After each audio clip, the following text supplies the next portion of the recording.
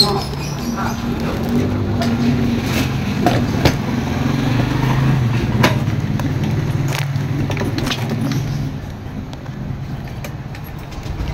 ayan guys, good morning. Meron na naman tayong order sa oras na to. Pupunta tayong Paltok QC. So dito lang siya sa Del Monte Avenue, malapit lang. So nag free shipping na tayo dahil wala pa tayong ligo. Pero abulin natin yung natin dahil yung mga buyer kasi natin minsan madaling magbago yung isip nila eh.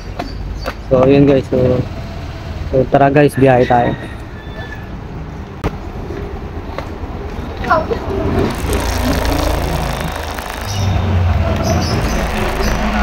So as usual, siyempre everyday hassle. Dapat ginagawa natin sa araw-araw dapat kahit paano naikwento natin. At least nakikita ng mga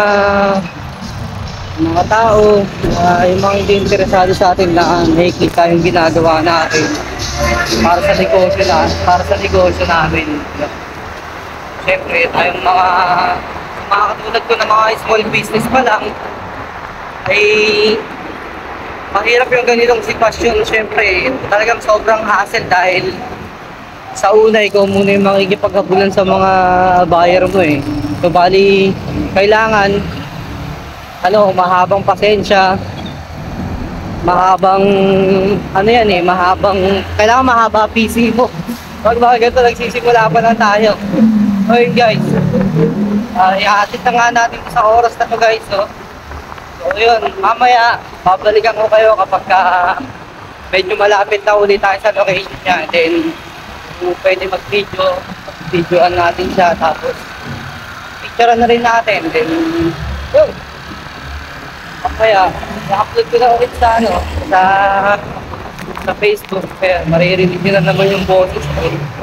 Ayun lang, sige, mamaya na ulit guys, balikan ko kayo. So tayo na nga, nandito na nga tayo sa may Muñoz. So Del Monte na tayo. So grabe, Monday pa lang ngayon guys. So pag ganitong araw, sa mga papasok dyan, kailangan maaga kayo. So yun, so bali yung buyer natin nagtatanong na rin kung nasaan na raw ba tayo. So ayun boss, so, malapit na ako boss. Ayan, so nag-ikot-ikot lang ako sa mga daanan dito boss dahil medyo medyo risky lang. Ayan. So on the way na ako boss, malapit na. Asa na ba tayo? So ayun, sinasabi ko nga, yung dapat yung mga papasok sa araw na to kailangan dapat maaga. Kaya na magagagayak tayo ng maaga para iwas late tayo, iwas pinde. Siyempre iwas tanggal na sa trabaho. Siyempre marami dyan mga katrabaho namumuro na. So bali marami na silang late. Ayan. So, gagamitin ng mga amo nyo yan para yan, matanggal kayo sa trabaho. So mahalin din natin yung trabaho natin guys. Hindi naman porket nagbibusiness tayo ng ganito parang okay lang sa atin yung ganyan na aapiin din natin yung mga bossing na ganyan. So hindi naman natin sila inaapi. So yan, sinasabi ko lang nakapagitan lang din naman tayo kasi naging empleyado rin ako pero ayoko na maging trabahador. Gusto ko na talaga magnegosyo. Mas maganda kasi talaga may sariling negosyo guys Ayan, so yun lang. Ayan, so sa mga papasok sa oras na to, so ingat tayong lahat. So ayan, so nandito na ako sa destination namin sa bakasyon. Ayan. Ayun, ingat lahat sa mga papasok sa oras na to guys. Huwag niyong kalilimutan magbaon ng mga pasensya, lalo na sa mga katulad kong rider na bumabiyahe sa mga oras na to. Siyempre, marami tayong mga problema sa bahay, mga dala-dala. Hindi naman natin maiiwasan yan. Kapag nagkaroon tayo ng kasalubong sa daan, dapat yun, maging pasensyoso tayo at huwag tayong maging marahas sa bawat isa dahil pare-pareho lang naman tayo na may kanya-kanya pinagdadaanan sa buhay. So yun guys, so yun lang ang sabi ko. Babalikan ko ulit kayo mamaya guys kapag na-deliver ko na to. Okay. So yun, nandito na tayo.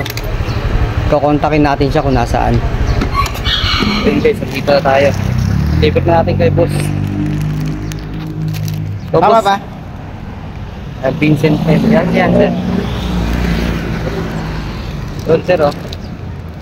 Okay na kaya. So, ayun na nga guys. Na-deliver na natin sa buyer natin yung bag. Grabe, sobrang bait ng buyer natin. Hindi dahil sa, ano, actually hindi naman siya nagbigay ng tip. Pero hindi ako mababase ron eh. Bali sa yung communication at yung usapan namin guys. Sobrang napakagaang, napakaganda. Bali walang mga kuskus balungos na ano.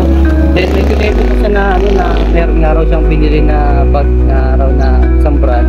Bali bumigay daw 2 months niya lang nagamit. So eto sabi ko sir, direct supplier namin yan. Then pinapalo ko na rin yung page namin at pinalo niya na kasi meron pa siyang mga ibang sinasuggest na bag na kung sakali rin magustuhan na yung nabili niya, eh pwede siyang umulit at i-recommend din.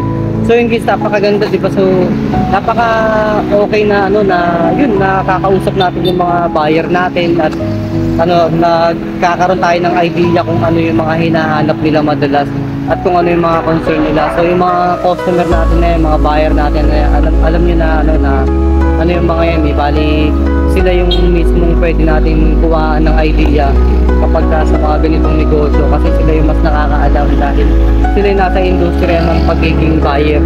So kumbaga tayo gumagawa tayo pero sila yung mismong judges natin kasi sa kanila tayo nakakakuha mismo ng mga feedback at ng mga resulta kung ano man yung mga ano nila, yung mga gusto nila o suggestion nila na pwedeng gawin. So yun guys, maraming salamat sa ating lahat at sana nag-enjoy guys sa panonood guys sa ganitong share ko lang na usapin at vlog sa oras na to. Maraming salamat. Huwag niyo kalilimutan na i-follow yung page namin guys. At syempre, kung may mga time kayo na i-PM kami at interesado kayo na bumili ng mga product natin, PM nyo lang ako guys. Nagbibigay ako ng servisyo na free shipping at meron pa tayong mga previous na pinagkakaloob para sa mga yan. So yun lang guys. Maraming salamat. Ka-celebrate day syempre. Huwag kakalimutan syempre mag-pray ang lahat bago tumayak at pumunta sa mga kanilang mga trabaho. So yun lang guys. Maraming salamat sa ating lahat. God bless.